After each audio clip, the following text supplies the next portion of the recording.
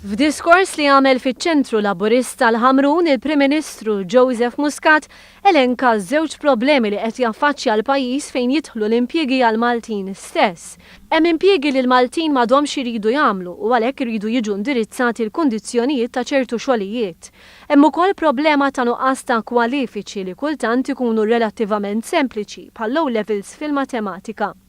Il-Prim Ministru saħaq dwar l-importanza tal-edukazzjoni. Taħt amministrazzjoni nazzjonalista, studenti li ma jilħqux livell mixtieq ta' edukazzjoni kienu jiġu njorati nkella jitħallew sakemm jaslu sal-5 sena tas-sekondarja biex eventwalment joħroġ li ma jafux, jiktbu u jaqraw. Insista fuq il-bżonn ta' aktar taħriġ fl-isnajja u setturi bħal gaming. Kien hawnhekk li l-Prim Ministru semma li din il-ġimgħa stess 3 kumpaniji tal-gaming laħqu ftehim li se jibdew joperaw minn Malta.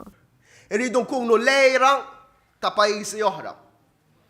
Irridu nkunu dak il-pajjiż illi ħaddieħor iħares leħ u jgħidu ara x'għamlu l-Maltin. Ħanamlu bħalhom. F'dawn l-aħħar 10 xhur aċċenna l-Prim Ministru pajjiżna m'għamilx biss progress fil-mod li bih iħares lejn l-ekonomija iżda anke fl-aspett soċjali u drittijiet ċivili. L-ugwaljanza hija valur u mhux biss kelma fuq karta, stqarr il-Prim Ministru. Fejn tidħol l-adozzjoni ta' tfal, l-interess għandu jkun appuntu dak ta' tfal.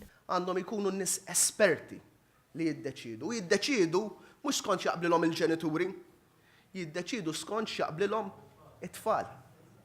U nħallu f'idejhom illi jgħidu huma skont x'jaqblilhom it-tfal. Biex qed nisma' dan fuq studji u mhux studji. Wara 25 sena x'm'għamiltuhx intom l-istudji. Il-Prim Ministru appella lill-Oppożizzjoni biex tmur lura l-pożizzjoni li kien ħall-eks mexxej Lorenz Gonzi li kien qabel li l-ogħla interess huwa dak ta' tfal. Dr. Joseph Muscat tkellem dwar id-differenza ċara bejn il-Partit Nazzjonalista, partit maqsum, dajjef u mifni bin-negattività, u gvern li jisma' lill-poplu, mhux superf u li jaf x'għandu jagħmel għal ġid tal-poplu Malti u Awċi.